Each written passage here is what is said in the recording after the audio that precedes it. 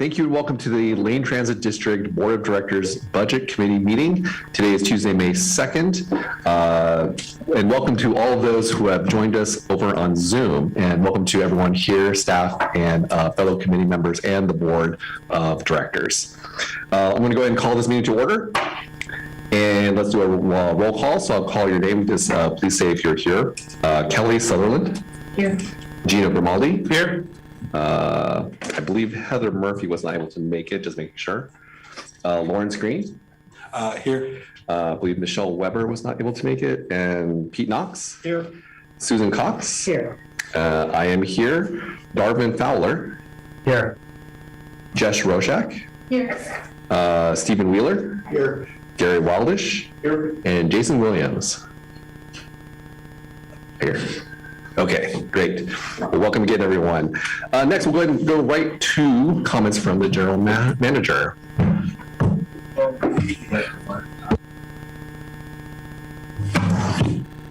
Good evening, everyone. Thank you for taking the time to be here tonight. It's my first go around with this, so kind of excited. Before I start, I want to share some good news. Jake has said I can. So Jake found out a little bit ago that he is a grandfather again. Lila Lynn, 8 pounds. So he's here with us, and he'll hightail it out of here to go meet the new addition to his family. So I wanted to share that with you all. It's not me making him be here, for the record. Just want to share that today we did have a good opportunity to sample our service. As you know, staff has been riding buses and interacting with customers and getting some history of bus routes. We've offered that to board members as well. We were able to go out with Michelle Weber and Kelly Sutherland not too long ago. Today, Gino Grimaldi and Pete Knox joined us, and we were able to ride and service sample. I'd like to extend that opportunity to each of the committee members as well. If you'd like to ride along with staff and experience the system, we'd open that for you. So with that, I would end my comments and get going.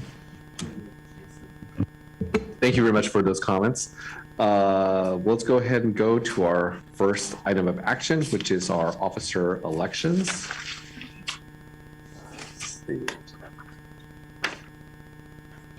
Oh, I'm sorry. I just skipped a step. We have audience participation first. If I may ask the board clerk, do we have anyone who has registered to make a public comment? None? Okay, great. With that, just making sure anyone here in the audience would like to make a public comment. All right, seeing none, we'll go ahead and move to the next thing. Now we are at officer elections. I think I have, here we go.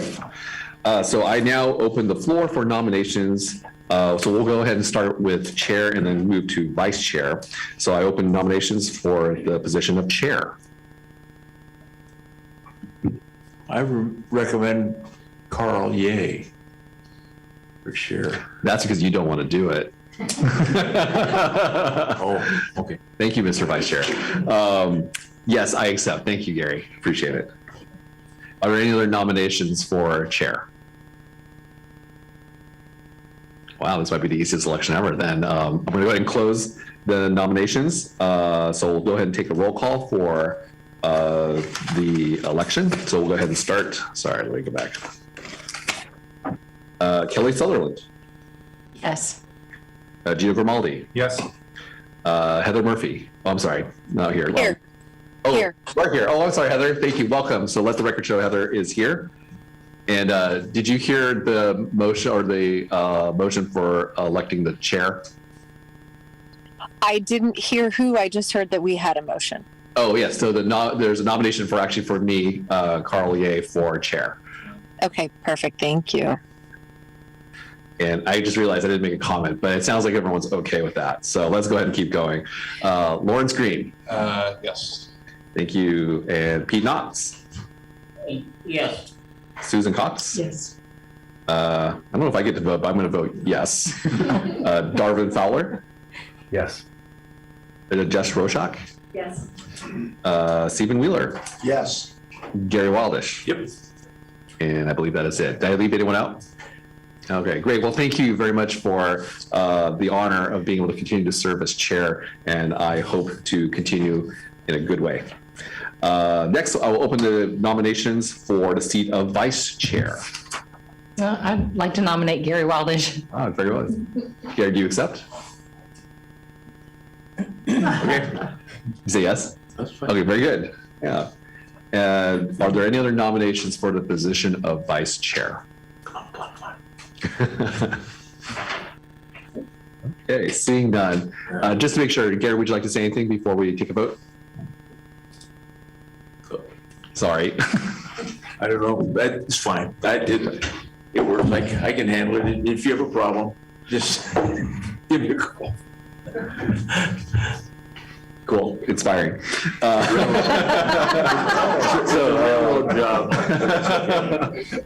Nominations are now complete, so I'm going to close those. We're going to do a roll call vote for Gary Wildish for vice chair. It was a good speech, Gary. I'm just joking around. Kelly Sutherland, Yes. Gina Grimaldi, Yes. Heather Murphy, Yes. Lawrence Green, Yes. Pete Knox, Aye. Susan Cox, Yes. and I, Carl Ye, vote yes. Darvin Fowler, Yes. Jess Roshak, Yes. Stephen Wheeler, Yes. and Gary Wildish. Yep. Great. Congratulations, Gary. You are our new old vice chair. Yes. All right. Thank you very much, everyone, for participating in these officer elections. We can move on to our next item, which is our proposed fiscal year 2023-2024 supplemental budget. Thanks. Which is for our information. So we actually have a presentation for the entire budget. It's kind of all together. Yeah, I saw that it ended up being 2 items on the agenda there, but if you don't mind, I'll just go through it. I do not mind. Okay. Go ahead. Yes. Okay, that would be great. So, I was thinking that some of you might not to know who I am. My name is Pam Stratz, and I took over for Christina Shu as the finance director at the beginning of February this year. Christina retired, and I was fortunate enough to work under her for 3 years as the controller. So I am very happy to be here tonight and get to present this budget that Christina started and had it part of the way done before she left at the end of January. So before we begin, I would also like to thank a couple of people here. I would like to thank the marketing department and for their assistance in putting this budget together, specifically Sarah Howe and Haley. I don't know if Sarah's here by side. Haley is over there, who were instrumental in putting and making the budget look the way that it is. And I would also like to thank Camille Gandolfi, who, as I was taking over for Christina, freely offered her time and expertise as I took on this role. And my sincere thanks to both of you. So, all right. So, okay. Tonight, we'll first review the responsibilities of the Budget Committee. Then we'll have an overview of the supplemental budget for the current fiscal year. And that supplemental budget will be going to the board this month on May 17th. And finally, we will focus on the proposed budget for the next fiscal year. Okay. The Budget Committee's responsibilities are to follow the Oregon budget law process, to review and understand the fiscal year budget as presented, to discuss and recommend revisions to the budget if needed, and the decision to approve and then move the budget on to the board for adoption at the point that you feel that it's ready to move on. We will also be providing opportunities for the public to submit testimony on the proposed budget. There's one opportunity tonight. We will continue to accept written testimony on the budget through the date of the budget hearing on May 17th. And a written testimony can be submitted at any point in time, and public testimony will also be taken at that meeting. So, all right. Okay, now on to the supplemental budget. The supplemental budget for the current fiscal year is ending on June 30th, 2023. We're requesting additional appropriations of $371,915 in the general fund and $130,000 in the point-to-point fund. I will start by going over the general fund. When the fiscal year 23 budget was compiled, it was decided to take 10% of each of the departments' materials and services budget and place it into the contingency. The idea was that a lower operating budget amounts would encourage lower spending. If, in fact, the amounts that were moved to the contingency were needed for operating purposes, the funds could then be transferred back to the operating accounts. It was also thought that the lower operating budget amounts would assist in achieving a lower budget for the next year. And I agreed with those assumptions. In addition to the materials and services, there was also an amount placed in contingency for personnel services. This amount was to be used if the actual medical insurance cost increase was more than 7% budgeted. As we began preparing the fiscal year's budget in December, each department puts forth a forecast of their fiscal year materials and services expenses. In addition, the Human Resources Department provides a forecast of wages and benefits. Usually, these amounts are known by mid-January. However, this year, that total couldn't be completed until the ATU contract was settled in February and our wage market survey amounts were known. When those forecasts were combined, it became apparent that the costs were going to exceed these lowered budget amounts. The contingency amounts were going to be needed to be returned to the expense budgets. In fact, an additional $372,000 would be needed to ensure that expenses don't exceed the amended budget. You may be wondering why there's no mention of resources being used to cover this change. In a supplemental budget, Oregon law does not require us to report the resources that will cover the change, only the appropriation change. However, we would like you to know that this additional amount will be offset by payroll taxes. Our payroll taxes have been trending above budget all year, approximately about 8% above the current year budget. So we will not be dipping into our working capital to pay for these additional expenses that will come out of our payroll taxes. Any questions on the general fund? Okay, we'll move on to the point-to-point fund. In early spring of 2023, the City of Eugene staff notified LTD that its bike share program would experience a $250,000 financial deficit for the coming fiscal year. After collaborative discussion between the district's marketing and planning staff, it was decided to allocate some available grant money from the point-to-point program to the City of Eugene bike share program with a one-time $250,000 financial boost. As the region's mobility leader, supporting the program is an extension of LTD's mission, and it fits the intent on how the point-to-point money is to be invested in promoting transportation options. The financial support from LTD keeps the bike share program viable, while the City of Eugene and its bike share provider find other resources to fund their program. The funds will be allocated $130,000 to fiscal year 23 and $120,000 to fiscal year 24. The funding for this expense is coming from TDM grant funds that have already been awarded. So tonight, there's no action that the Budget Committee needs to take in regards to the supplemental budget. This request will be officially considered at the budget hearing on May 17th, but we did want to have an opportunity if you wanted to discuss the supplemental budget. We wanted to present that opportunity tonight. So any questions? Yeah. I have a question. My question is, was the board presented with the question about whether to fund LTD with the supplemental money, or was it discretionary, optional to get the board to discuss that? On the general fund portion or the the city of Eugene. point-to-point funds that were allocated to the bike share program? Did Right. that have to go through the board or that was okay? It will be, yeah.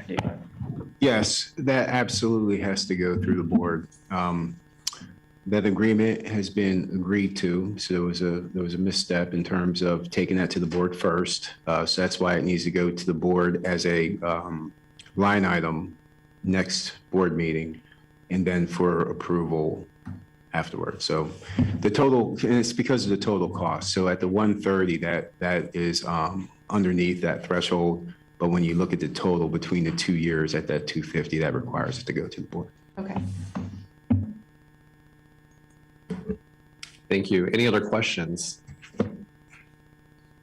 Or we call you Pamela?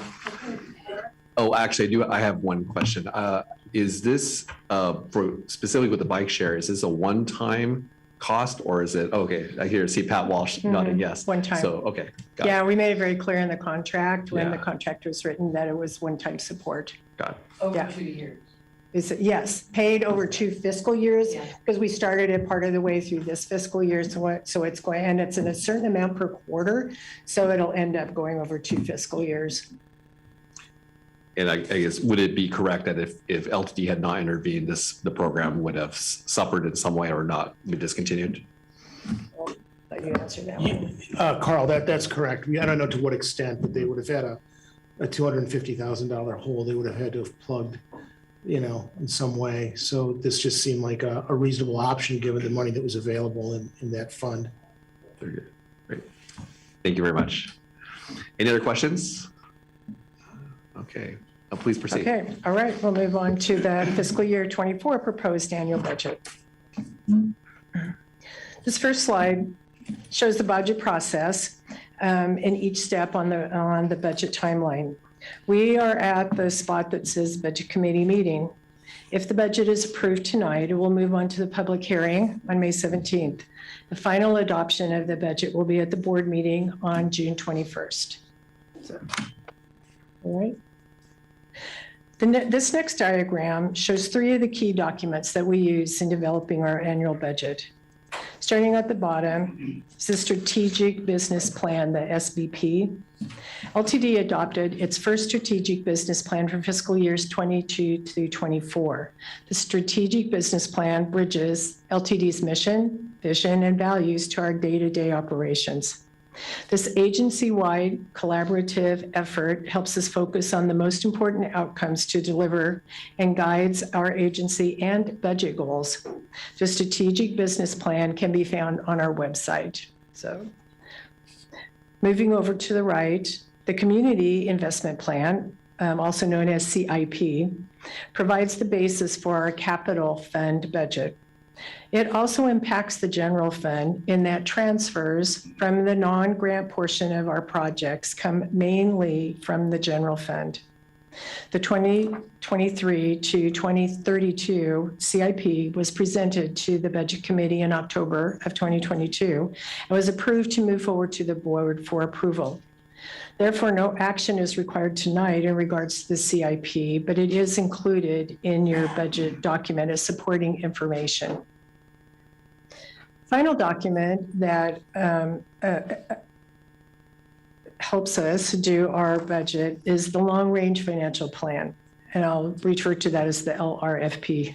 The LRFP is compiled from several years of actual financial information and numerous economic estimations and assumptions.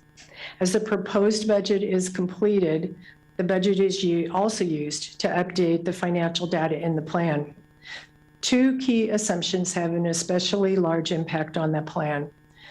The first is the wage and benefits estimates, and the other is the expected cost of our 3 largest expenses: parts and tires, fuel, and technology. It used to be just 2 largest expenses, parts and tires and fuel, but technology has now risen to the point that it's right up there over the $2 million range with the other 2 expenses. So I included it here tonight. This year, late coming decisions in February dramatically affected the assumptions used to prepare the long-range financial plan. First, the ATU contract was settled with significant changes to pay and serving status levels. It will take some time for us to update the calculations in the long-range financial plan to include all of the new contract provisions. Second, also in February, the vendor of our new electric buses issued a recall that caused us to halt our work to test and put the buses into service. Cost savings from these 16 new buses was one of the assumptions in the long-range plan. And at this time, we do not know when those buses will be placed into service. This delay may also affect our plan to use the statewide Transportation Improvement Fund, also known as STIF money, to provide the match to the federal grant funding. The STIF, if you're not aware from the STIF is the 0.1% employment tax that every employee pays in Oregon. If STIF funds are not available for the match, the general fund will have to be used. So preparing the long-range financial plan takes many hours of work and coordination between the finance office and the planning department. To make the most efficient use of our resources, we made the decision to hold off on preparing the new long-range financial plan until we have more information to update our key assumptions. However, we do want you to know that we are still committed to the importance of having a long-range financial plan, and that will be coming back to the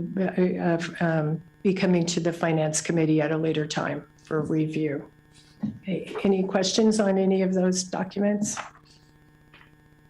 Okay, let's go on to the key factors that are impacting this year's budget.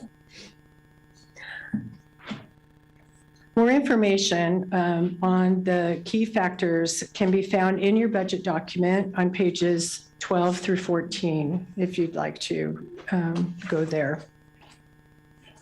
Key factors are inflation, the contract, our investment to replace our aging fleet, STIF-funded projects, federal COVID assistance, implementation of our adopted reserve policy, and our long-range financial plan. So I'll start with talking a little bit about inflation. Although inflation rates have slowed, we still have issues with supply chain that is putting pressure on prices. Wages and benefits were estimated based on ATU contract, the previous ATU contract provisions, and then updated after the new contract was settled. Market rate adjustments, and we included a 7% increase in medical insurance. The effect of the electric bus recall delay in the materials budget and the fact that the STIF funding cycle is tied to the state biennium, it may have an impact on the general fund transfer. Any STIF funds that are not used by June 30th, 2023 have to be reallocated. The state is aware of the delay in putting our buses into service. However, at this time, they do not have a way to reallocate those funds into the 24-26 budget cycle. So when we were putting the budget together and the situation with the recall occurred, we decided that we would continue on with the plan and the hope that the buses would be placed in service before June 30th. So the budget for next year reflects the plan that we'll be able to put those buses into service, and they are working on that right now.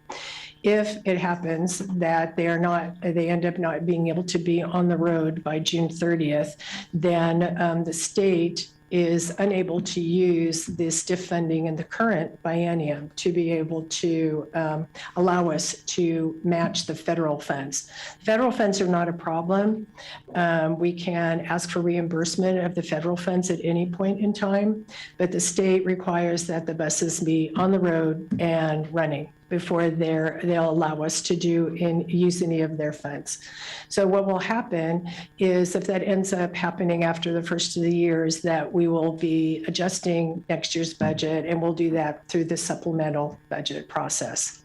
So just so that you know that there just isn't any way to be able to completely know what's going to happen with that after July 1st. So we're all keeping our fingers crossed, hoping that they're able to figure out the fix to the recall and we can get them on the road. So federal COVID assistance. In fiscal year 24 budget, we are allocating $13.3 million of the ARPA funds to cover continuing higher cost per revenue hour.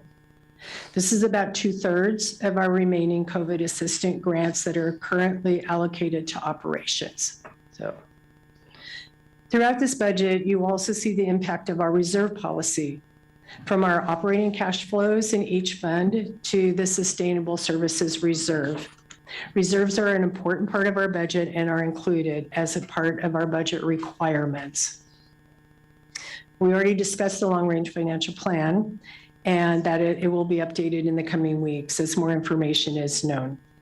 However, if you would like to see how our proposed budget compares to the current long-range financial plan, there was a late addition to the budget document. So if you downloaded the original budget document, that chart is not in yours, but it is out there now. And it shows how our proposed budget for this next year, how it falls on the long-range financial plan.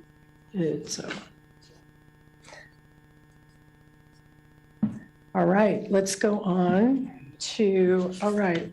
So one of the biggest, I just want to check to see if there were any questions. oh, sorry, yeah. Because I have one if no one else does. And- Yeah, go ahead. I just have, what's the reason for the bus recall?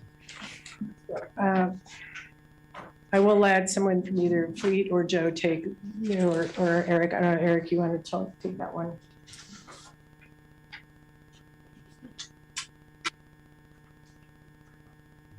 Good question.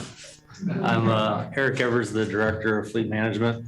I don't know if you've all been aware, last year there was a total loss of a bus in Pennsylvania, a battery electric bus. There was another, not loss, but another incident on a bus at an airport in the States.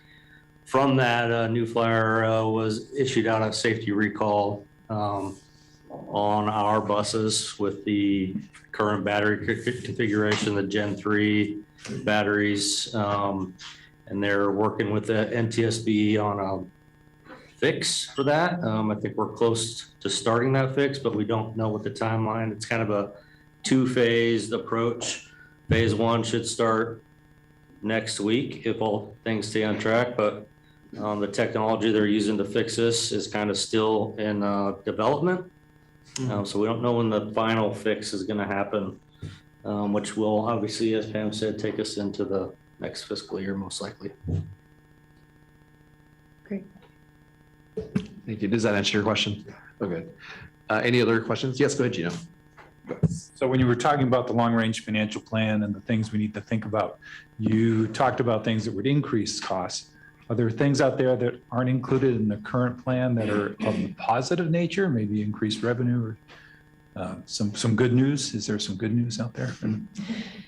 Well, that's what we're going to be working on, is looking at that. I mean, our payroll taxes are strong, and I feel that that's going to continue on. There's still talk there. I mean, there's not as much talk now of a recession as there was, and so those those will be strong, and the FTA and the federal government are committed to providing the grant funding. So we're going to be exploring a piece of the grant funding that is allowed to be used for preventative maintenance. It's just really the biggest issue is just that costs have not come down as much and our revenue hours have not recovered back to what they were prior to that. So we'll be exploring all our options. I think just to add to that a little bit, we're also going to be looking at other revenue options beyond FTA, the Federal Transit Administration. Case in point, we're going after a Homeland Security grant right now that's 100% funded zero match that could replace our camera system or some other system that we need. So we're going to be looking at that, but we're also going to be looking at what resources that we have that we may not be utilizing to the capacity. Pam mentioned technology being one of our higher cost drivers now. We've invested in technology. We have a lot of data. We have very little information. We are in the process of organizing it and putting it in a position to use it for better database decision making. But we're going to be scrubbing to look at what are we paying for that we don't need in that vein. The other piece that we have going on right now is trying to understand what our communities need us to be for the future, and also how our customers are interacting with the service. We were on the service today midday, and we saw that we were the ones on the service besides two other people on that particular route. Commuting patterns seemingly have changed. Transit systems are looking at that all over the country, and we're going to be doing the same thing. So over the next year, 18 months, that's what we're going to be doing, looking for new revenue opportunities, looking to see where we can find efficiencies, but also understanding where the ridership is and what method of delivering services will result in that ridership and that fare box recovery. So can I summarize that you're seeing some long-term challenges? Would you also see some long-term solutions? That's fair. That's fair. I think we are. And, looking at what Pam has said about the COVID relief money going away, every transit system is looking at how do we migrate through that. So I believe that there are some challenges, but I believe there are some definite opportunities as well. We are questioning the enabling legislation that created LTD. What does mass transit mean today? Right. So we're looking at that and what are the bumpers and what are the gray areas and what spaces can we operate in to help generate revenue opportunities. So yes, I'm bullish on our future, even though there are those challenges there. Thank you. Let's go ahead, Gary. Yes. These 7 key factors indicate, the balls you have to keep in the air. And it's really a challenge, and you mentioned that, Jameson, some of the things relative to the help that we've gotten, and now we got to figure out how to do without it. And that's it. I would like to better understand your reserves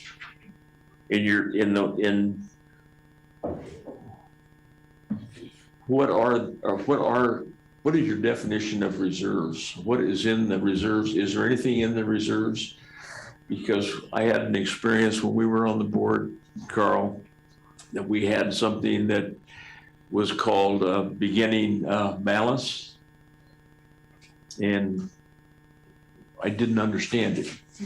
And your accounting is different than the private sector accounting. And It is. this would help me understand because you've got 41 million plus in reserves. So help me understand that.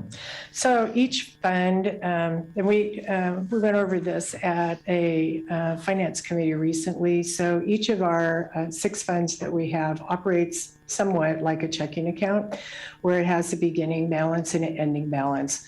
So under Oregon budget law, you're allowed to appropriate a certain amount for expenditures, but then you have what is called an unappropriated ending fund balance. Our unappropriated ending fund balance is kept at 2 months of operating costs. So that is a portion of the reserves that you see on there, that every fund, I make sure that has at least 2 months of operating costs in their checking account at the end of the year. Some of them, of course, that depends on actual income and actual expenses. So over the last 3 years, for example, we budgeted our payroll taxes to be rather flat because we were expecting the pandemic to have a lot more impact on the payroll taxes than they did.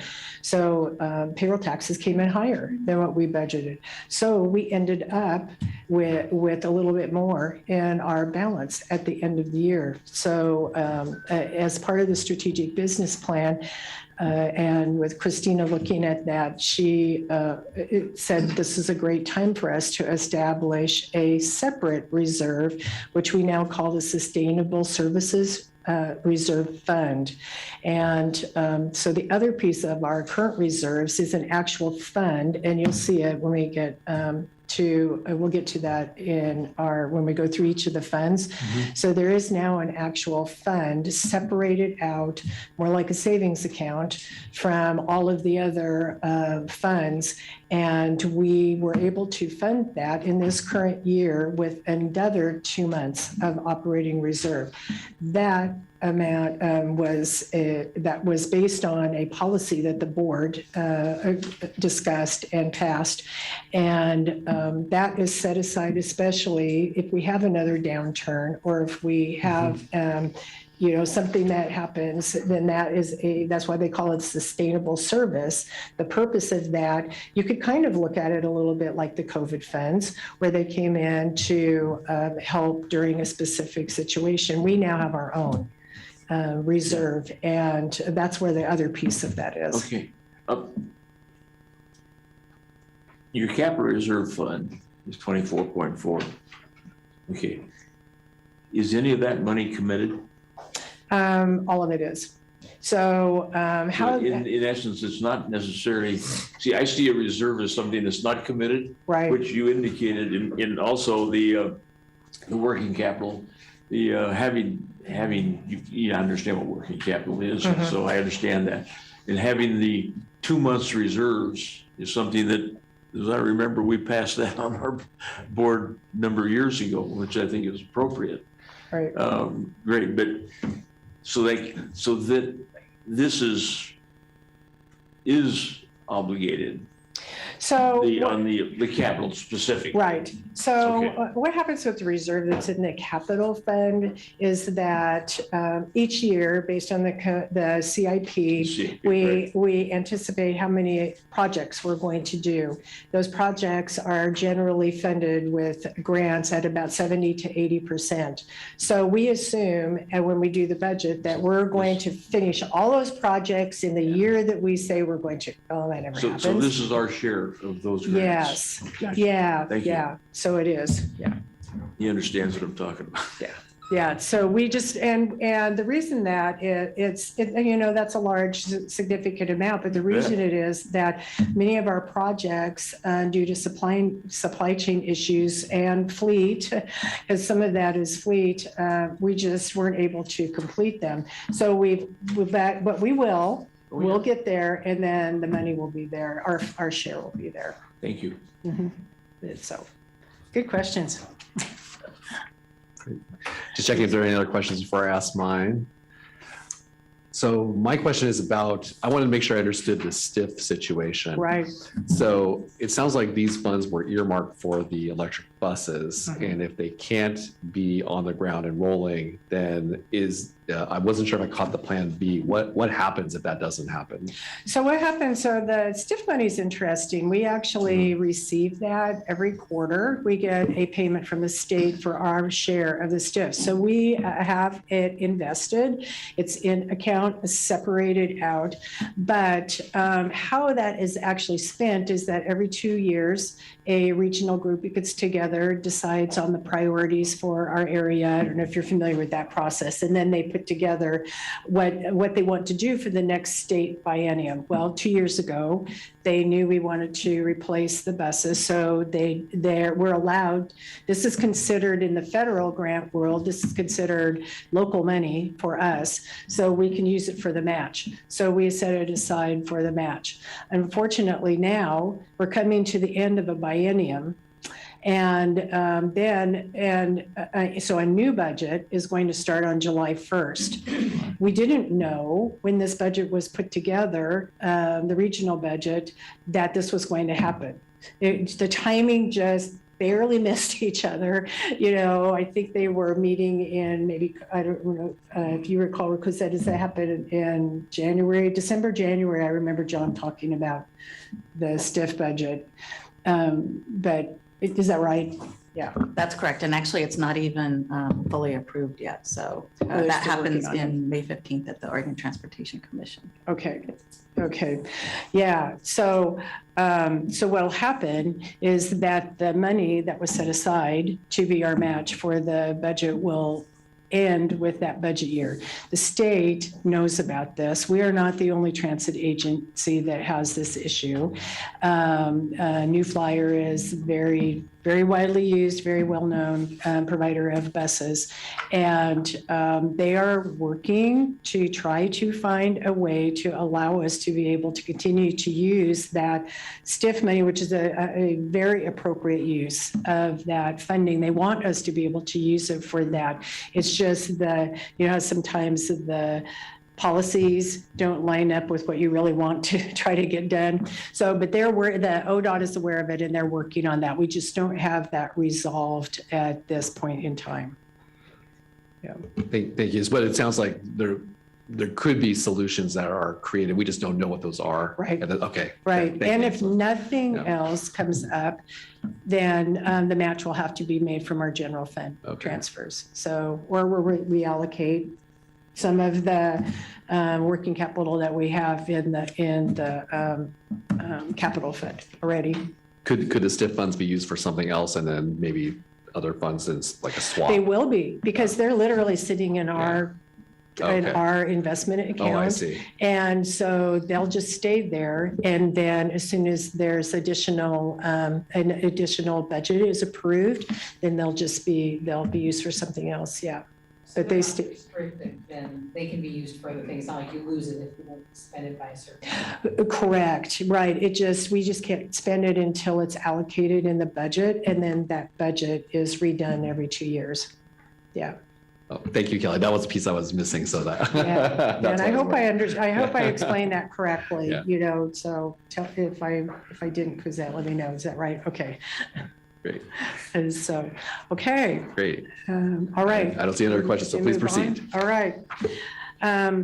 Obviously, personnel is a large part of our budget. So I thought it would be interesting and important to spend just a moment talking about our changes in personnel staffing. A portion of the increase in the chart you see, the chart you see shows the increase in positions throughout the year. So in addition to wages going up, we also have additional positions. In fiscal year 22, our actual positions were 319.5. In fiscal year 23, that was 330.5. And in fiscal year 24, the budget is 369 positions. So the increase between 23 and 24, I think it's important to note that it includes 27 bus operators and 7 public safety officers. This reflects the district's commitment to improve staff working hours. The hiring of these positions are actually already started and in progress. And so that is, I didn't talk about that at the supplemental budget, but that also does play into part of the reason for the supplemental budget. This was a commitment. I wasn't on the negotiating committee, but my understanding that this is a commitment that we made as part of the contract negotiations, that we would adequately staff our operations so that they wouldn't continually have to be coming in on their days off. And, it was important to the district to do that. So I know it looks like a large increase. It is, but I believe that the commitment is worth it for that. So, yeah. So if I hear you right, what you're saying is, because I noticed that it's almost a 50 FTE increase, overtime should be going down. Well, I would assume it wouldn't cover all of that, but a portion of that then? What, going down, what part? What do you mean? The cost of the personnel. What I thought I heard you saying was the increased cost for adding 50 FTEs over a couple of years will be somewhat offset by not having to call people in on overtime as much. Is that right? Yes, and I did build a little bit of that into the new budget, that we do have a significant amount of overtime, and I did reduce the amount that I budgeted for overtime because of these additional positions. It's not a complete offset, but No, it I did didn't help. think so, Yes, no. yeah. Yeah, and that, you're right, Stephen, thanks for that question. The other piece of that is purely of safety. component for our bus operators. People here are committed to, that's one thing I noticed, people here are committed to serving the community, and they were just working too many hours, and it turns into a fatigue kind of issue with a 60-foot or 40-foot bus. So we wanted to solve for that. And then we also wanted to solve for conditions that we see in our communities, making sure that we have adequate support in terms of public safety on the roads as well. So yes, that should have a decrease in some of the overtime. We still do struggle with absenteeism right now. So we're trying to address that as well. So we always couch it with that. And then the other piece is we continually hire, but we don't hide any bus operators, hire bus operators so we can get service where it needs to be. We had to reduce service the beginning of the year because we were over promising to our communities and not being able to deliver without continually bringing people in and working them to the bone. So that's what this number reflects. Thank you. Yes.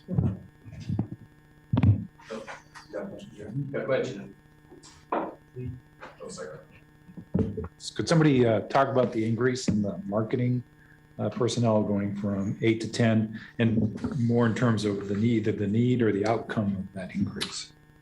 Yeah, I can address that. I'm Steve, I don't think we've met, but I'm Pat Walsh, I'm the Chief Marketing Officer.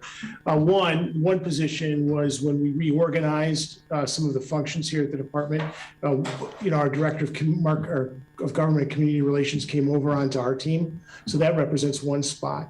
The new spot it addresses our need for internal communications. We need to focus on that work. And as mighty as we try, we don't have all of the staff time to be able to make that happen. So that's what that position will fill. It'll also assist with our increased role with public engagement and also with some content development. So it's really a multifaceted job, but that's what that new position speaks to. Thank you. You bet.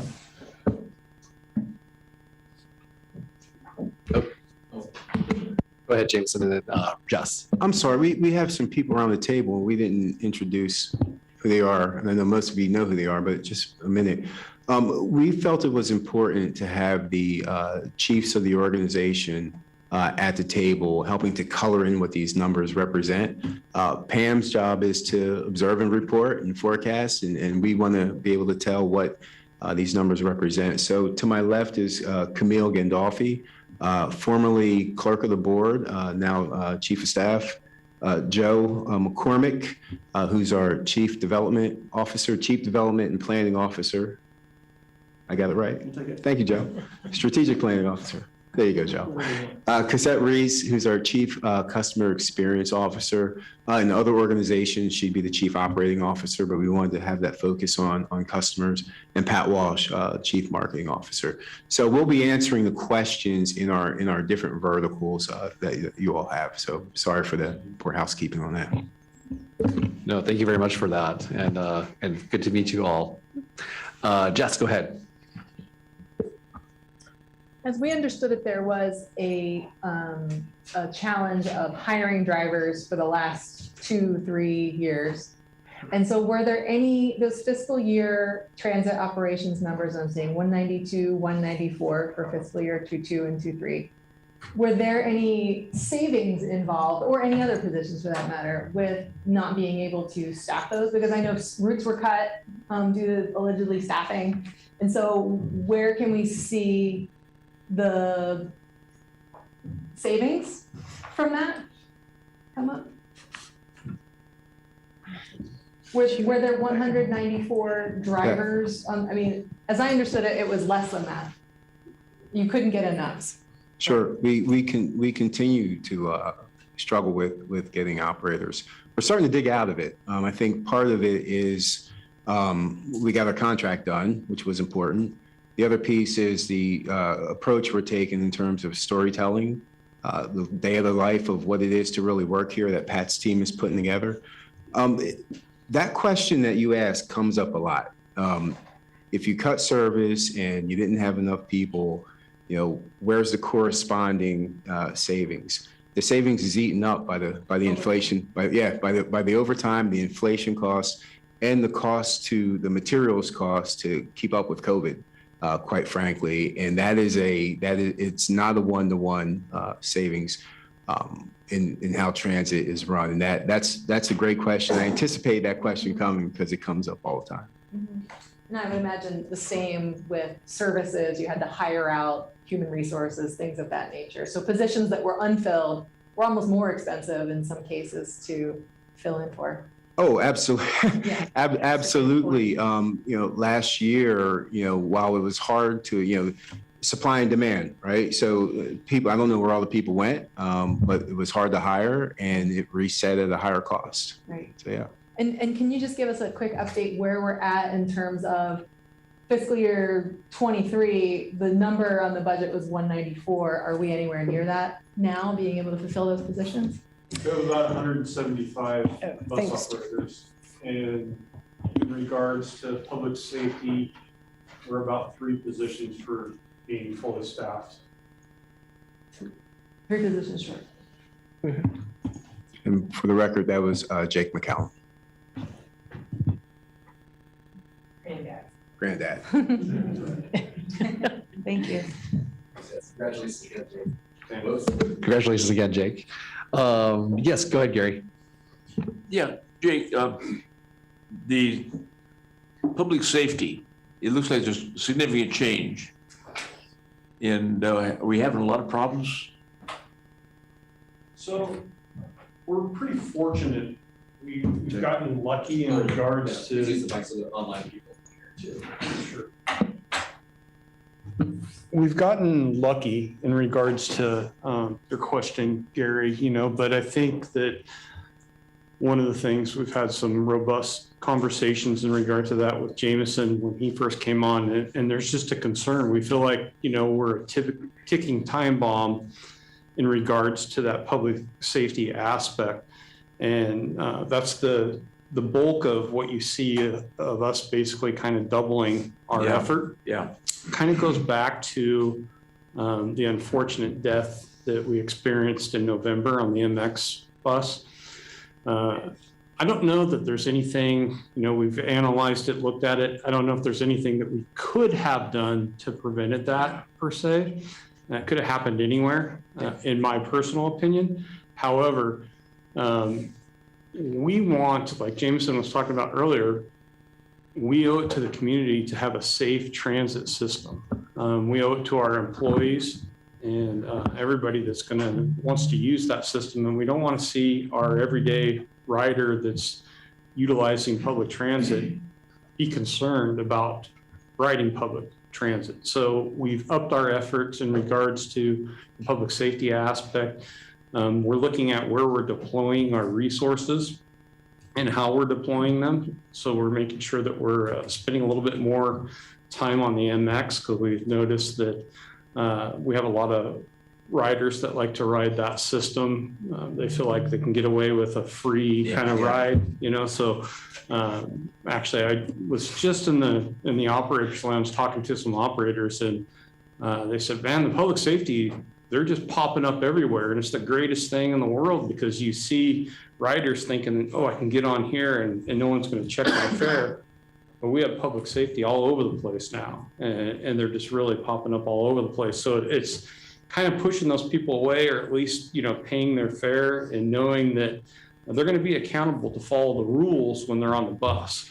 The other thing in regards to the public safety aspect is, we're dealing with a lot of intense drugs out there. We're seeing some mental challenges in regards to people going from 0 to 100 like this. We had an operator that was attacked quite a while ago. All that operator did was simply say, sir, I need you to wear shoes on the bus. And she was literally attacked. Things like that. So we're seeing the escalation in violence, and we know that we need to do something to make it safe for our community, ourselves, so we can ride the system. So that's really the push for the public safety. We've had a great response from the operators as well. They were feeling that MX wasn't the safest place for them to ride the bus, and they appreciate that aspect of public safety. be more prevalent. And then the other part of that was just the community. As we're experiencing challenges, so is the police force. And so their resources are thin in regards to being able to respond and be there right away for us when we have those concerns. But develop a good partnership with them, with the new downtown police officers, and they're riding their ship as well. That's helping us. Thank you. Thank you very much. Jameson, I assume that we're still self-insured liability-wise, Yes. because this does have a potential big impact on that. Absolutely, absolutely. Several of the pieces that he spoke to. I think it's also important, I just want to call out that and reiterate, we have a great relationship with police departments, both here in Springfield and in Eugene and other places. They are facing uphill challenges, and we're doing the best to coordinate with them. We're also rolling out an ambassador program where we'll have people on our service in LTD branded gear, not to arrest or to intervene on things, but to help customers and just have an LTD branded presence, which we feel will help out on the system. So that's one of the reasons why we're out riding a lot. One, to interact with customers, and two, to show our frontline employees that they're not out there just with a radio. There's people out there with them as well, and that's working just fine. Appreciate it. That's great to know. I didn't know about the ambassador program, so I look forward to that. Kelly, and then we'll go ahead and move on. I just have another safety question. So the drivers can summon safety resource officers? Say that again? Can the drivers summon safety resource officers? Yeah, so if they ever have an issue, they're instructed to call operations on their radio system. And then we dispatch not only public safety, but also supervisors to the scene if they have any issues. Right. Yeah. And then the EPD and SPD can break in on our channel, and they can give us instructions right over our dispatch system as well. Right. And then so then the officers try to intercept the line or the bus or go to the next stop, or they try to get there if they're summoned. Yeah. Yes. Now it also depends on where we're at. So if we're on the other side of town and we don't have anybody, sometimes it can actually take them a while. Sometimes we get lucky and we're just right around the corner. Depending on that, the dispatcher makes a decision. It's like, okay, I don't have anybody and the threat is immediate that I need to get a hold of law enforcement. So they would make that call to call law enforcement. There's times where we could have something going on maybe in West Eugene, and we can dispatch somebody right here to get over to Springfield Station to address. We do have some primary positions where we always have somebody, and we've also we're in the process of procuring some more vehicles, which allows us to have public safety officers at stations, but they're mobile. So if something's going on from the station, used to be they'd be kind of stuck there. Now we're able to just take off and go address the situation if we're able to. Excellent. Thank you. Mm-hmm. Thanks, everyone. Please proceed, Pam. All right. So, okay, now my favorite part, we get to talk about numbers. So, all right, these first two slides show our total for the entire district. And that total proposed budget is $977,571. What's important about that is that this is approximately 20 million less than our current year budget. So, and that is largely due to capital projects.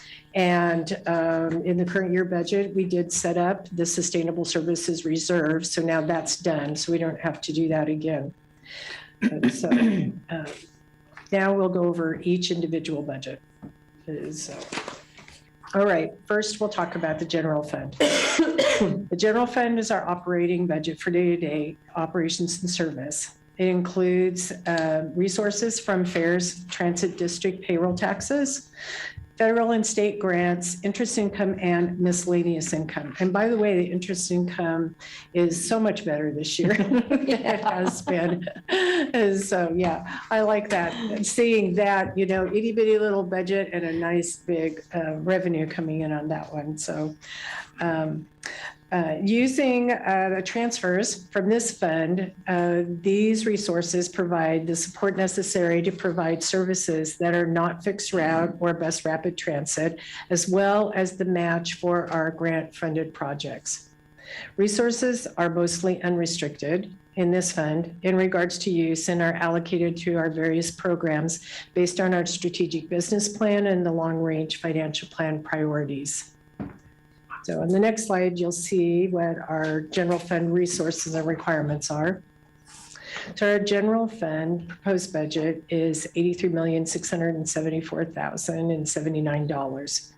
This is approximately $10 million less than this current year. Payroll taxes make up the largest share of the general fund resources at 65%. We are anticipating that our payroll taxes will continue to grow at about 5% due to rising wages and low unemployment. Federal assistance will be 16% in this budget and represents operations grant funding from the COVID-related American Rescue Plan Act, ARPA. Cash fares and passes make up a total of 5% of our budget resources. And then finally, 12% of the budget resources are from the working capital, which will be used to maintain the required 2 months cash operations. So that was the beginning working capital that we were talking about earlier. On the expense side, personnel services are 57% of our budget. This increase over last year is $6.2 million. And the split on that is about $1.6 million to administration and $4.6 million to operations. This is a 15% increase over this year. We realize that's a very significant increase, but again, we are at the beginning of our contract, and we are committed to looking at everything that has to do with that particular contract and making sure that we have a way to make that work. Materials and services are at $14.2 million, and that's 17% of our budget. This is approximately $900,000 more than the current year. 2/3 of that increase comes from technology support and maintenance. And the reason that is such a big increase in 1 year is because we actually under budgeted that amount in the current year. So we've been doing a lot of technology upgrades. We had received some really good grant funding for security services and a lot of different upgrades to our technology area. And the project is paid for with grant funds. The first year of maintenance and support is also able to be paid for with grant funds in most cases. After that, then the support and maintenance comes out of the general fund. So that's what we're starting to see come through now, that some of those projects that we did a year or two ago are now hitting our general fund budget. So the last piece of the requirements area are transfers, and the transfers to the other funds are $9.7 million, which is 12% of our budget. This particular year, they are split almost 50-50 between transfers for service support and capital project support. And then the last piece is the reserves here that represents the 2 months of unappropriated ending fund balance for our cash operating reserve for us to be maintained. So any questions on the general fund? Yeah. Oh, yes, go ahead, Susan. I have a question about when I look at the percentages, that 17%, or maybe I don't have it right, 16% from federal assistance, but only 1% from state. Is that an opportunity for increased funding? It seems like Well, it Should has be to more. do, that piece of it, there's a lot of state funding that's in our other funds. It has to do with where these particular services live. So in the general fund, that's our fixed route operations. The majority of our state funds and the federal funding that passes through the state is for our specialized services, and not so much for fixed route. I don't know if the FTA, I don't know if it would be fair to say that the FTA kind of has the expectation that for your fixed route, those are your, general fund resources. That's the, meat of your operations. And then, so a lot of the federal and state funding for that matter has to do more with the specialized services. Thank you. And the piece of the state that comes through here is actual STIF funding, and it goes towards the students that ride the fixed routes. And that's what that piece is for. Thank you. So. Great. Checking if there are any other questions. Just checking with the board clerk. Will they indicate online if there's a hand up? Okay, great. Thank you very much. Okay. All right. So now our specialized services fund. The specialized services fund includes RideSource operations, as well as the rural services that we support. Some of the programs in this fund are supported specifically by the statewide transportation, I'm just going to call it STIF, by the STIF fund tax. Other revenue sources, though, are federal and state grants, and then, of course, the transfer from the general fund. Resources in this fund are restricted and can only be used for those services. So on the next slide is the dollars. So our specialized services fund this year has a budget of $11,598,951. This is approximately $2 million less than the current year budget. The drop in budget is due to programs that have been discontinued.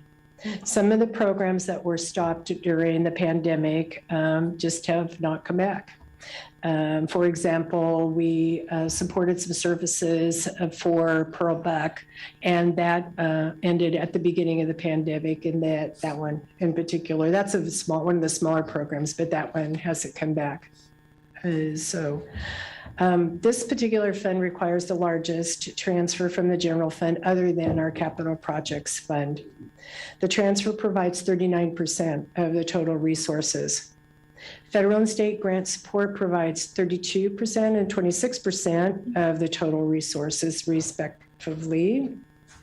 And the federal grants that are included in here are our FTA section 5307, 5310, and 5311 funds that are specifically for these programs and pass through the state. That was what we were talking about a minute ago.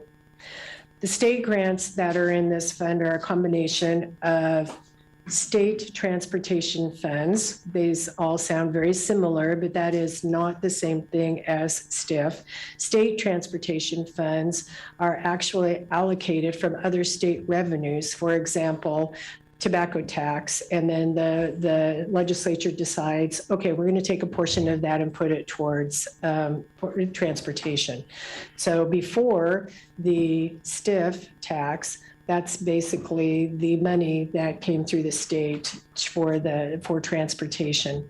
That particular revenue stream it's not that it's ending, but it is changing. It's coming now under the umbrella of the STIF fund. So it will be, instead of being paid to us locally and we could decide how we use it, that money will now go through the process that the STIF will be going through, which is a regional board that will decide on regional priorities. So that will be happening in this next biennium. Okay, I already talked about that. Okay, the majority on the requirement side, the majority of this fund is spent for services provided in the Eugene Springfield area. You can see 75%. And this is for coordinated human service transportation. The STIF funded activities represent 14% of the budget. And those are generally service expansion in our rural areas. There's some money in here for replacing some of our ride source vehicles, our accessible services vehicles. And the total for the STIF funded activities is approximately 1.6 million. And then we do also have rural out-of-district programs that are 7% of this budget. And those are funded by the 5311, the federal 5311 sources. So any question on our specialized services? I don't know, Cosette, did you want to say anything about services? Okay, all right. Okay, let's move on to our Medicaid fund. This also comes under the heading of specialized services, but it is a different stream of money. Medicaid fund is resource and requirements for non-emergency medical transportation services. We have contracts with the local Medicare, Medicaid providers, Pacific Source and Trillium, and then also with Oregon Health Plan. The general fund also provides some support for this program, but a relatively small amount. Resources coming into these funds are Medicaid and Medicare, so they are restricted for these services. So, okay, for the next slide on the dollars. So this budget is actually exactly the same as the previous year budget, $15,723,595. The reason for that is that we are coming in below budget on both resources and requirements in this fund for the current fiscal year. So it was decided that that it would make sense just to budget the same amount for this next year and see if the services are able to come back up to the level that they used to be. 98% of the resources in this fund are for services provided. So this fund is nearly self-sufficient. The process that we go through to be paid for these services is similar to you would for a medical service. It's a claim, we send it into Pacific Source, into Trillium, and then they put it through their system and then pay us on a claim-by-claim basis. So this one does require a little bit more administration just because there's so much more activity coming through. Even with that, the general fund transfer provides only 2% of the support to this fund. So it is nearly self-sustaining. So, yeah. Is the 2% denied claims? Pardon me? The 2% are denied claims. So, yeah, there's an administration piece to this where we get paid a certain amount to administer the program by Pacific Source and Trillium, and that we've been, in intensive negotiations with them, as to whether they're actually paying enough to cover all of the costs for that or not, and it doesn't quite cover everything. So if you want to speak to that. I think that's a great question. So thanks for asking that. And Pam did a great job, I think, of answering it. So there are, we have contracts with Pacific Source and Trillium for our reimbursement for the rides themselves. And then we negotiate a per member per month rate for the administration. So I think that 2% probably is more around the administration. And then we also do eligibility assessments. So we do an assessment with everyone who participates in that or any of our ride source rides to assure that we're providing the least cost, most appropriate trip, and we're helping people to access and engage. And many of the people who are Medicaid eligible are also eligible for other programs in the Ride Source call center. For instance, someone might be using a trip today for the Medicaid trip to go to a doctor's appointment, but tomorrow using an ADA trip to go to the grocery store. So we leverage as much as we can all of the different programs that we have. And there have been times that we've provided a trip on an ADA service or on a Medicaid service, and then it's because of that individual's eligibility that month, it's no longer a Medicaid trip, and so it has to become an ADA trip. So really just doing our best to serve the community in an integrated way. Thanks. So great. Oh, go ahead, Jess. What do you think are the reasons that we came in so far below what we had projected for this category? Is it a reduced demand? I think it is. So thanks for asking again. Reduced demand. And again, it's just like any other part of our demand and supply today. So people are having a tough time getting doctor's appointments. So we have people going less to the doctor, as well as people aren't necessarily comfortable yet going out the way that they did pre-pandemic. However, if you look at our ridership, you're going to see that it is starting to pick up. People are starting, I think there's some pent up demand for the medical appointments and the medical trips. So we'll start seeing more of that. So I'm wondering if you have issued the riders of the service, you know, specific surveys to the service to see what the, you know, maybe there's specific reasons why people aren't using it or as much. Yeah. You know, whether it's wait time or whatever, seeing what their opinion of the service is. So yeah, so thanks again for asking. Another great question. So we actually do a RideSource wide survey 4 times a year, and then we're required through our contract with the CCOs for Medicaid in particular to do regular monthly spot checks. So we do quite a bit of surveying. I also want to point out, and we utilize the data that we get to make adjustments. So for instance, our wait time for calls went from, you know, probably 3 minutes to 30 seconds. So 85% of the people who call are going to get a live person answering the phone within 30 seconds. So we've used the data that we've collected to kind of focus our opportunities for improvement. I'm also going to say one of the things about Medicaid in particular is that we serve the entire county. So we provide transportation to and from those medical appointments for everyone in the county. And we don't just take people to locations within the county. We take people to the Mayo Clinic. We take people to OHSU, and that varies widely from year to year. So again, a lot of the costs can go up and down based on the demand and where people are accessing their care. So, yeah. Just want to add in we're part of what we're going to be doing over the next 12 to 18 months is a operations analysis.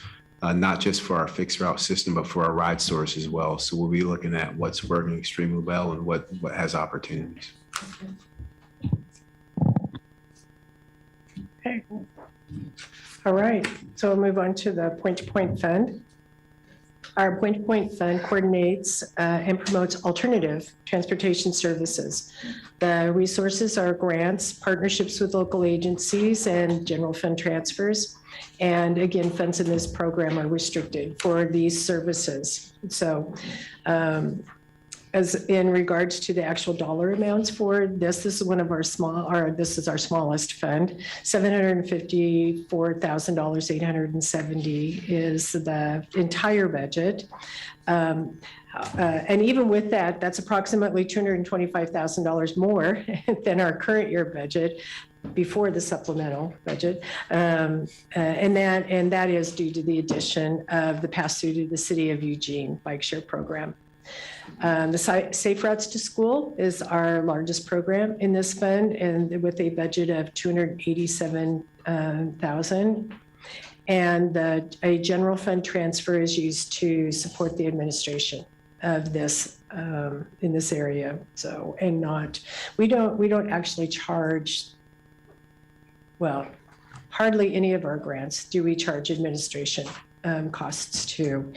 So we try to use our grant resources directly for services and for our projects. So, okay, any questions about point-to-point? Yeah. Go ahead, Jess. Will point-to-point be part of the comprehensive service analysis? No.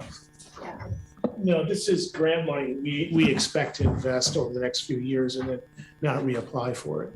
So it's really the funds are left over from the point-to-point program that LTD had managed prior to the pandemic, which was all about transportation options. And so as that program transitioned to LCOG, most of the money that was there went with there to satisfy those program requirements. We have this leftover money. I kind of hate to call it leftover money, but it's money that we have to find ways to invest in the community. And we do that through things like updating bike lockers at our facilities and at the city of Springfield and other places. So we do look for opportunities that will fit our criteria for that. So. Sorry, I keep feel like I'm adding on. To your main point, I think we're going to be looking at all of our services, whether we're starting off with our fixed route network and our RideSource network, but each of the services that we offer, whether it's a pilot program coming down in the future, we'll have success measures to them. So I just want that on the record that we absolutely will be evaluating. Thanks, Jameson. Any other questions about point to point? If not, if we could back up actually to the specialized services, but I forgot to ask a question. I was wondering, I bet if I went to board meetings, I know the answer to this, but what happened to DD 53 transportation?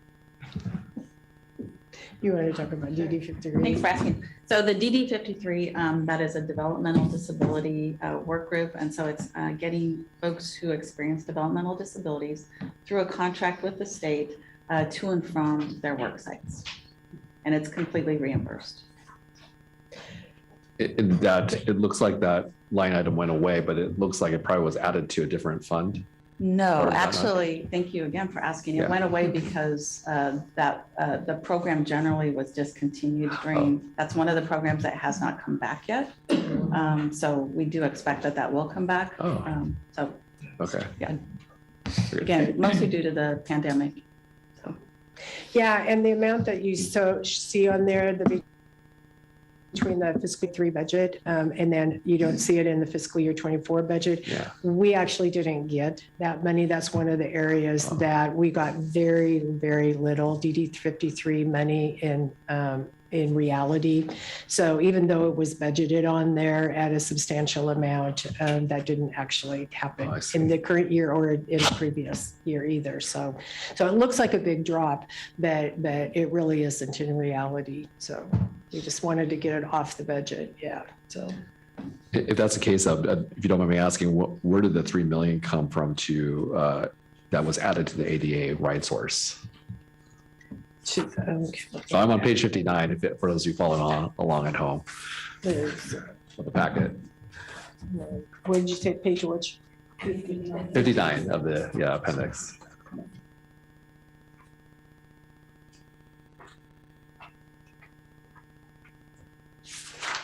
Oh, the 3.2. Yeah. Or 3.2, 3.1.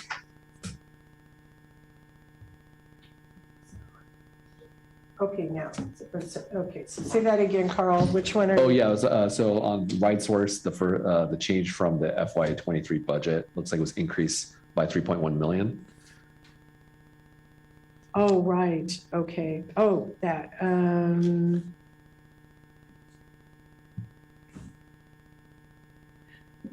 I see what you're saying. So that's for RideSource, for the costs of RideSource to go up. Correct. Yeah. So Right. we just renegotiated our contract with MTM, who operates that service. It came at a significant increase, primarily because of personnel costs.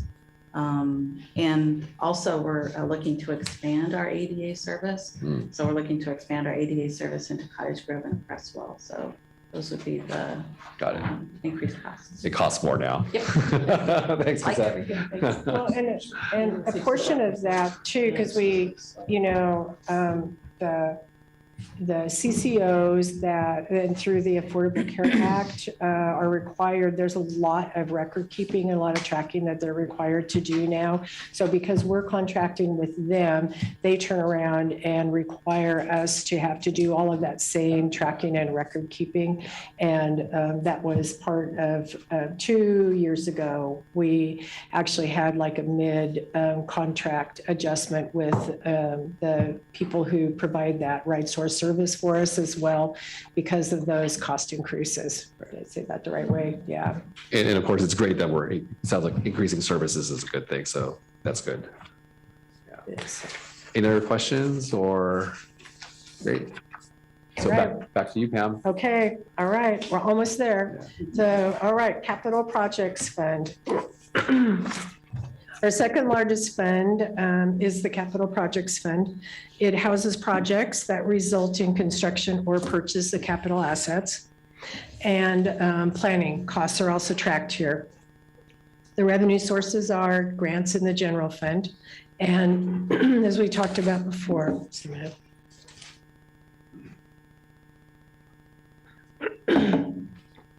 Most of the grants fund our projects 70 to 80%. So the remaining portion is funded by either the general fund or state transportation resources. And again, funding is restricted to the projects in this fund and have been vetted, and projects that have been vetted through our community investment plan process. In terms of numbers on the next slide, it shows that we have two categories of projects that are in our community investment plan. These categories are state of good repair, that are projects that keep our district's assets in good working conditions. In that area, our vehicle replacement is the largest section at $12.5 million. The total budget for the state of good repair is $17,305,204 for fiscal year 24. The other area is improvement projects, and these increase the district's investment in the community by adding additional service or user benefits. In fiscal year 24, the remodel of our operations area here at the Glenwood building is the largest project at $10.5 million. And the total budgeted for this area is $23,463,090. So on the next slide, you can see our total budgeted for the Capital Projects Fund is $40,768,294. This is approximately $9.2 million less than the current year, due to budgeting for more fleet replacements in the current year. Current year budget for our fleet is about $24 to $25 million. And in this next budget year, it's $12.5 million. In the, I won't go over all of the projects. In your budget book, and there's this whole section for the CIP that goes into detail on the projects.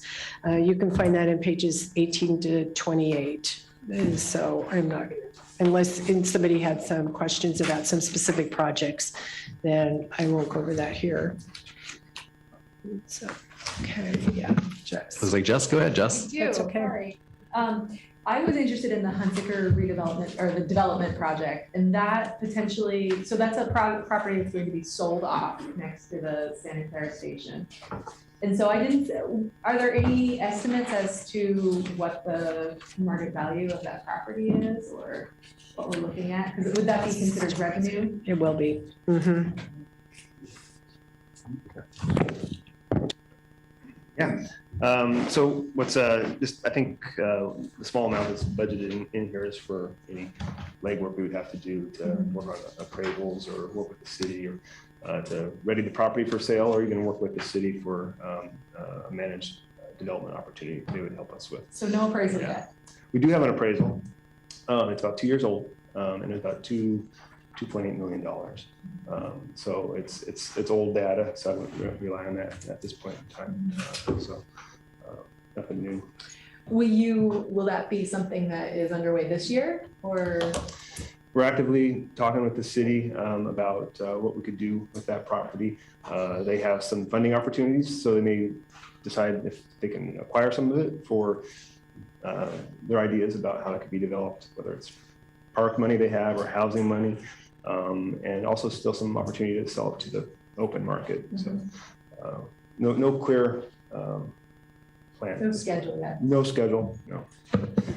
But we are working with the city on that. So, and just so, there are some restrictions when you sell a property like that. So the property was purchased with federal grant funds, and so they follow that money. There's some latitude in what we can do with that, but we do have to follow, and keep track of that so that they want to know that we are reinvesting it back. It's not like we have to pay it back usually, but we have to reinvest it. So it's it. So there's actually no federal interest in that particular piece of property. Oh, I'm sorry, that one isn't? Yeah, so we actually have like 3 properties right now that we're kind of going through this same process with that we don't need for operations anymore. And so 2 of them actually we own or because we bought them with general fund dollars, and one has a federal interest in it, so federal dollars into it. And so that's the hoops that Pam was talking about is they have a very prescribed process, and then that money has to be reinvested back into transit services in one way or another. Hunsaker and 2 others, where are they? Hunsaker, and then we have a surplus property next to the Garfield, the Right Source operations on Garfield Street. It's a similar situation where we had a large parcel and that we had to all or nothing in terms of the purchase, but we only needed a slice of that. And so that's back in 2004, actually. So we've had that for a while. It's been put to 2 different uses. Right now, it's a safe sleep site that we're working with the city on. It's been used as that for about 1.5 years now. And then the old River Road station at River Avenue and River Road, Beltline. That's the one that has federal interest in it. Okay. So we're pursuing all those simultaneously in terms of a higher and better use for them.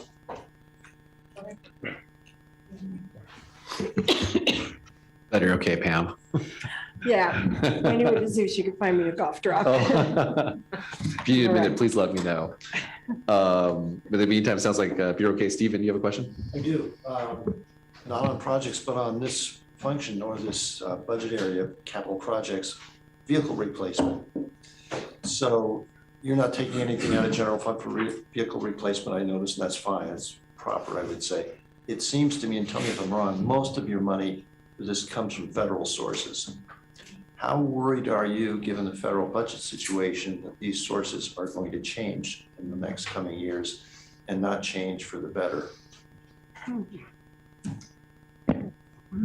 Yeah, no, that certainly is a concern, particularly if administrations change and focuses change. Right now, there's a lot of money available for electric vehicles, and that may change as well. So we're tracking that both through our national organization. We're a member of what's called APTA, the American Public Transportation Association. So they're keeping their eye on that and lobbying efforts. And we also have our local lobbyists here and our lobbyists in DC as well. So we're staying tuned on what's going on in the industry, but that's certainly something that we are tracking, the ability to replace those buses and keep them on schedule. Because outside of that, the costs just go, as you know, maintain older vehicles, the costs go up. I think we just saw a 16 or 17-year-old bus today. Curve goes way up fast. Goes way up, yes. Yeah. Yes, it absolutely does. So it's important. On the other side of that, Stephen, that's a great question too. We're looking at other funding sources that may fund other types of services. FTA is heavily on the fixed route side of the house, but we're trying to determine what our community's willingness to be. And I say that question because that's what I ask myself constantly. How do we handle the last mile? How do we handle the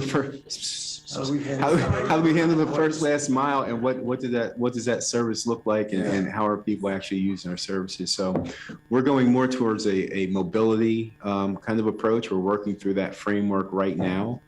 To answer those questions through multiple lenses. But yes, if you go back and look at our parking lot, you will see that we very much are a bus company, and we need to maintain and replace those most schedules. transit agencies are. That's been bread and butter for decades. Absolutely. I'm just wondering, if the federal government shifts, and all your money for replacement comes from there. We would have to take that schedule way out and use operating money to maintain.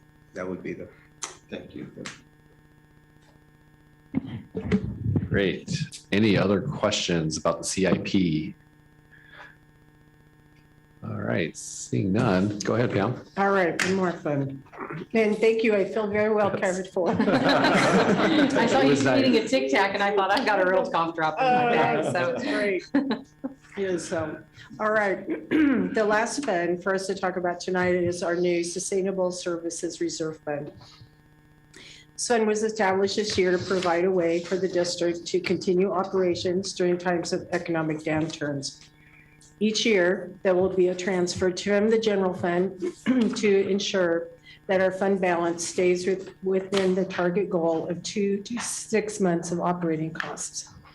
In terms of dollars, on the next slide, $11 million was transferred from our general fund cash reserves earlier this fiscal year into a new investment account that is being held separately from our other cash accounts.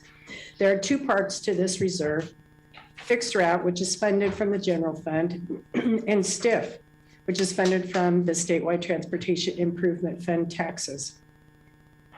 As a part of the STIF budget, that we are allowed to set aside a portion of that budget to ensure that the programs that are supported by STIF can continue on, even if the STIF funding doesn't continue on.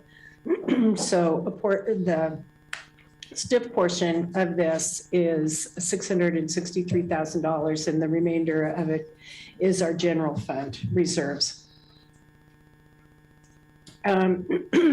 However, in our new fiscal year, they didn't decide to set aside any additional STIF reserves. So for this next year, there won't be an additional transfer of STIF funds.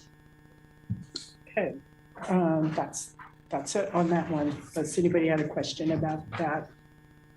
Are these the, obviously in the sort of higher interest accounts, is that where you're in separate accounts? Yeah. Mm-hmm.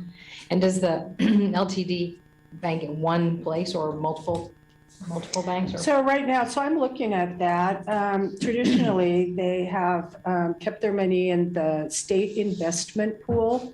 And so it's called LGIP, Local Government Investment Pool. And that satisfies our requirements from the auditors to be sure that not too much of our money is kept in any particular banking system and not insured. And so the rates are safe. It's like having a money market account. And so that's where all of our money is now. We have several different accounts there so we can track how much interest is being earned on each of these different flows of money. So after I finish the budget process and get through this, that is one of my goals, is to take a look, especially at this particular fund, to see if we can do better by investing in still some approved investments for governments to invest in. But I think we might be able to do a little bit more as far as earning interest. Yeah, especially because this is long-term. Right. Yeah. And so, Thank you. Okay, it finishes my presentation for the budget, but I know Jameson had a few comments he wanted to make in summary. So first off, I want to thank Pam and her team for doing a great job. You know, they stepping in with the retirement and pulling through. So thank you for that.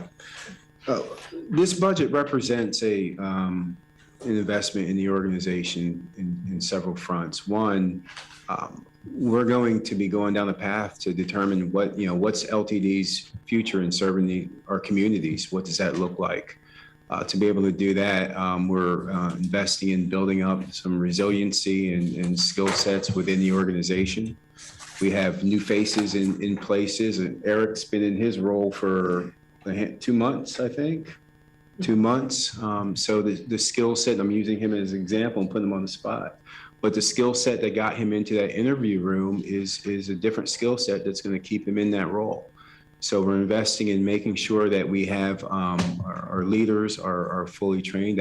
That's something that we've heard consistently through from our employees, and that we've identified in our strategic business plan.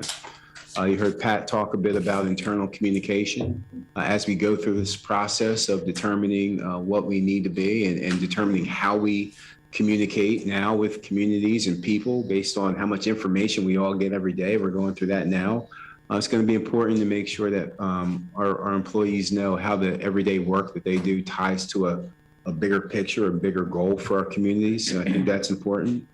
But at the same time, we're going to have to take a hard look in the mirror, right? The mirror of these financials, and get to a place of some efficiencies, harnessing what we have, shedding some of the things that we have and don't need or use, and also looking at priorities. We're going to be revisiting our strategic business plan this fall, and looking at, what are the things that truly matter to our communities, and including those activities in there, so that we have a balance, a work-life balance with our employees, and we're not taking time out of those 2,080 hours on things that aren't going to add to the bottom line of the organization.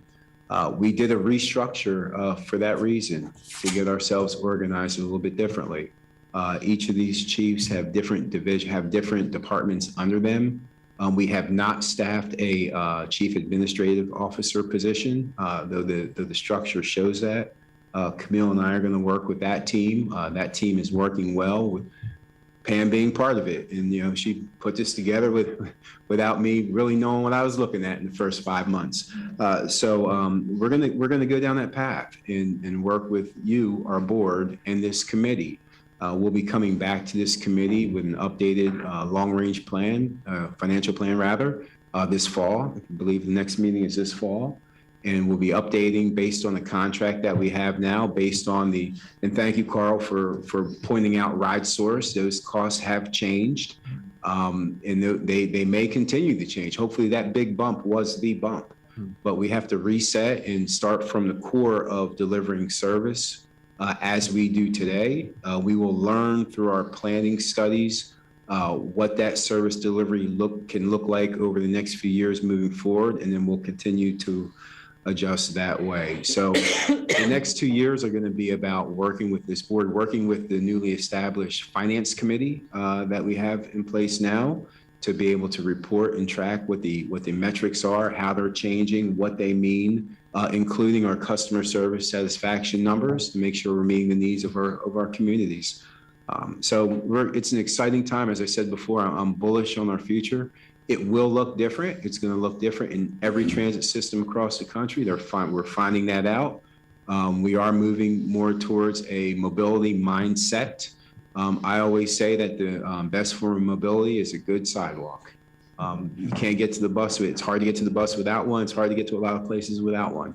So we're going to be looking at what our role is, what our enabling legislation allows us to do, and kind of crafting through there. So a lot of work to be done over the next few years. More questions than answers at this point, certainly, but the future will look different, and we're going to be looking to squeeze efficiencies out of this budget and focus on the things that are aligned with the values of our community. So with that, I will take a breath. Thank you, Jameson. You're welcome. Okay, with that, I'd like to ask the committee to see if they have any last questions before we move on. Yes, Jess. I would like to see, let's just like to ask or pick your brain about revenues. And obviously, all the expenses we've seen, in my opinion, as I was reading the budget, I was getting a little heavy hearted and thinking that these expenses we're never going to be able to keep up with in the next 5 years, 10 years. What's this going to look like? And all I could just think of was like, where can we get revenue that's not going to depend so heavily on, business taxes. I think people are pretty fed up from the business community. Fares are debatable. We get such a small amount. People have argued for free fares. Last year the committee heard about Lamar advertising and how it wasn't panning out financially to continue with advertising. It's like, where can we go? And I do keep coming back to the advertising. I'm like, have we done, RFPs on that to see, because lots of transit agencies make lots of money on advertising. It's just a little unusual that we don't have any, or it didn't seem to pan out. It didn't seem quite transparent to me. I would love to see that explored further. I would like to see revenue explored much more fervently than that I have the impression that it's being explored. I'd like to see, a budget based on, since we don't know what ridership's doing, since ridership is probably leveling off or dropping in some way on the bus route side of it, I'd like to see, a return to a discussion of maybe putting fares on a back burner in that we don't build a budget around, maybe depending on the fares, maybe we explore other revenue options and we sort of prepare a budget with that in mind where those can be put in the sustainable reserves or whatever it is. It was just a level of sort of discomfort in that where are we getting our revenues from in the future? Because the admin costs, were a bit of a surprise to me this year. I fully support the bus driver increase, and I know that had to happen, and we're overjoyed at the contract.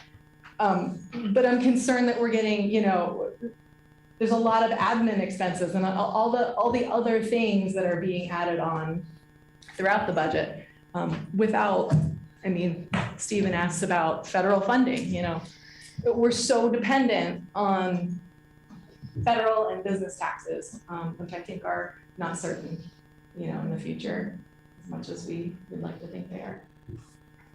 It's just concerns of mine, and I would really like to put that out there that, maybe advertising RFP is a way to, to proceed on some more revenue, but I'm sure there's other options. It's my feedback, and I wanted to pick your brain on that. Okay, so that was a question. Well,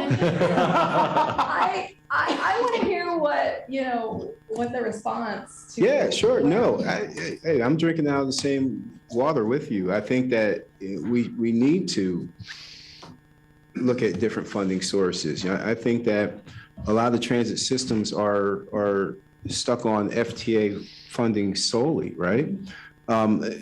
But if I've talked to a lot of business owners in the time I've been here. I've talked to some who are fans of public transportation, and some who just quite didn't understand it. And I think having those conversations and explaining how it works, and then couching those in terms that business folks understand, like what is the return on investment for my landscape company after I stroke the payroll tax check. I think we have to speak in those terms. I think there's an opportunity around healthcare, right? I think there's an opportunity there. I think there may be an opportunity around, I don't disagree with you about advertising. I think we need to take a hard look at that and have a conversation with our board around that policy and see what those numbers bear out. We're going to be looking for different revenue sources. I fully agree with you. The administrative costs that we incur, we have a high level of reporting and paperwork, quite frankly, that is required to be done. There are certain requirements that just have to be done, and the cost to staff those positions inflation has killed it. So that's real. Taking a look at the technology that we have can help in some of that to do things faster, but also the number of projects that we take on. I think it's important that we're prioritizing the work so that we're doing maybe a lesser amount of things really, really well versus a ton of things, that aren't done quite as well. I think when we get to that point, the whole conversation changes. So we can find what those different advantages are, those different value adds are, that are different areas, even if it's different pieces of the federal government, whether it's Department of Energy or tourism, right, or commerce. I think there's opportunities there. I mentioned Homeland Security has some opportunities there as well.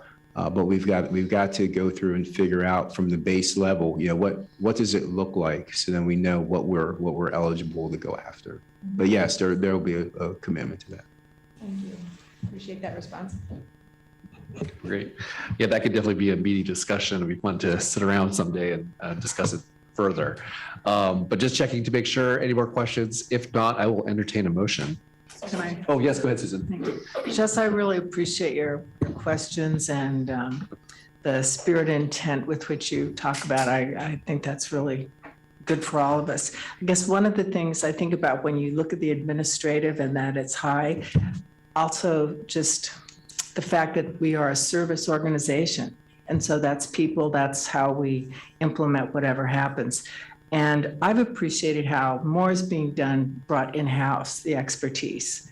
Instead of paying consulting on the outside, there's more of it being brought in-house. So it's the experts are within the organization. So I really appreciate that happening.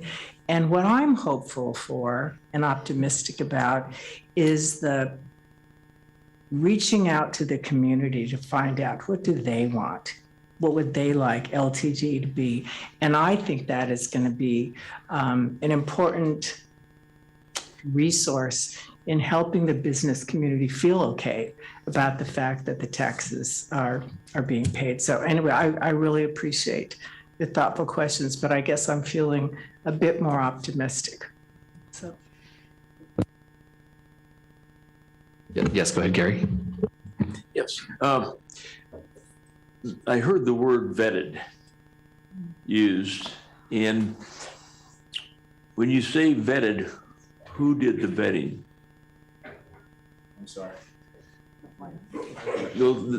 Earlier, we were talking about different things in the budget. We were going through, and the term vetted, these projects are all vetted and whatnot. And my question is who is doing the vetting? So I think that was in relation to the projects that are through the CIP process. Oh, So I was talking how did about- they get into the budget? Well, yeah, and the term vetted is termed, and I'm saying, okay, who's doing the vetting? So it's in the capital. Funding is restricted. Yeah, funding is restricted to projects that have been vetted through the community investment plan process. Yeah, so it's the. Yeah, so the budget here is funding the first year of the CIP, which actually this body back in October recommended to the board approval of that particular set of projects. Is that what you're getting at? Or? Well, I see vetting as in two different ways. You see vetting as staff vetting, going through the project, like this project, like that project, that type of thing. But I also see the vetting of the 230,000 people that live in LTD. In that vetting is the responsibility of the board members. And I want to emphasize the importance of vetting and knowing and understanding to be sure that you understand what these projects are. Because so many times, and I have the same problem, is the need and want are not the same thing. And for me, that's where the vetting comes in, is the difference between need and want. And you look at LTD, and I'm a definite advocate of public transportation, and I get hit with, do they really need that? And so I think that's really important to see that balance, because the LTD is noticed. It's noticed by a lot of people. And as a board member for a number of years, and those people remember was a board member, and they continue to this day coming at me because they pretty well know where I'm coming from, and they're going to have a discussion. Yeah. And so I just wanted to emphasize the vetting is really a key thing in the transparency within the community. And it's not a simple thing. In fact, as I see it, very complex, almost as complex as the accounting. Because I got to admit, this accounting is amazing. I don't know how you do it. Thank you. Thank you. I appreciate that. And quite frankly, that we hear that quite a bit. I think it's important for us to be able to communicate the why of things. We have opportunities to grow in that regard. We're going down a path right now. We're doing a community outreach and communications analysis. We're starting there. Before we do any of the other operations analysis that I talked about, before we get to our renewal of our long-range strategic plan, we're going to learn how to communicate with our communities in a fashion that is more effective now, based on how people communicate and what the attention spans are. And I think you saw that in Moving Ahead, right? We saw that in Moving Ahead on full display. There was an opportunity there. The capital projects take a long time, and from start to finish, with the pandemic in the middle and people moving in and out, and the messaging not being top of mind, and there was a clear miss there. So we've learned from that, and we're going to go ahead and learn how we communicate better as the baseline. I think the other piece is, and we've talked about this quite a lot in public forums, being overly transparent. So we come here and we have a board, we report to the board, and the board has various committees, we report to the committees. There's no sales tax here, though, which makes it a little different, because if there was a sales tax, I'd have to go over here and sit in front of the council and Nancy and say, here's what we're doing. Same thing over in Eugene or in Cottage Grove or in other places. So here we don't have that forum, so we have to be overly transparent in what we do. So that means creating financial documents and videos, as have been done in the past, that make things easier for people to understand what we're doing. So we take that transparency, we take our communication strategy, we make sure that we're taking information in, using that in decision-making and communicating outcomes of what we've done to the public in a very transparent way. And I think that helps go a long way. So I appreciate that. And that's some of the feedback that we've heard in many of our conversations around the region. Yeah. Oh, I want to say, Pam, thank you very much for your excellent presentation. And yes, we can clap for her. And James, thank you and to your staff for answering all of the committee's questions. And that being said, any good questions? Actually, I'm at the point where I'm entertaining a motion. So if anyone would like to make a motion. I could say something. Would anyone be interested in moving to recommend the proposed fiscal year 2023-2024 budget as presented? Yes. So moved by Michelle, oh, sorry, it's not Michelle, Susan. Is there a second? Seconded by Jess. Very good. Just making sure, any discussion? I take deadening silence as you will likely approve. So with that, we'll go ahead and move to a vote. So, oh, I'm sorry, online people, just checking with Heather and Darvin. Anything you'd like to say? No. Good here. Just have gratitude towards staff for this preparation. Thank you very much. Very good. Oh, and I'd be remiss, Lawrence or Pete, anything you'd like to add or say? Good. Lawrence is good. Pete? Yes. No, I'm not asking for a vote. Just if you want to make any comments. If you have any comments you would like to make. No. Okay. Thanks, Pete. Great. We'll go ahead and move to a vote. So we'll start with Kelly Sutherland. Yes. Gina Grimaldi. Yes. Heather Murphy. Yes. Lawrence Green. Yes. Pete Knox. Yes. Susan Cox. I call a vote yes. Darvin Fowler. Yes. Jess Roshak. Yes. Stephen Wheeler. Yes. Gary Wildish. Yes. So the board, this committee unanimously passes the budget. So congratulations.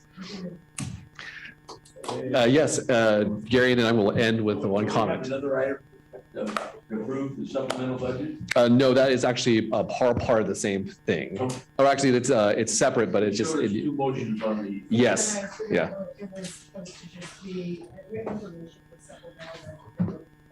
Yeah. So what we've done today is we have just recommended the proposed budget as presented. I'd like to end really quickly with something. I had a nice time to be able to catch up with Gary Waldish, former board chair for the board of directors at LTD. And it's always nice because Gary is very inspirational, and I love what he said at right before the meeting. He reminded us of why we're here, and one of the reasons I think is that he said is that LTD provides such a critical service to so many people. And what I want to add to that is that we all benefit from the service, even if none of us set foot on a bus. Whenever I see buses around, I know that bus is carrying people that need that service. And if they want that service even better, if we are privileged enough to be able to use it as needed, but for a lot of people, this is not just buses, RideSource and other places, for people with disabilities or people who are abled, it is such a great service. And that is why we're here. And I'm so very glad that all of you are here to join me to do this work. And thank you to the staff, James and your staff, who provide this critical service to everyone in our county. So thank you. And with that, I adjourn the meeting. So thank you very much, everyone. Did you get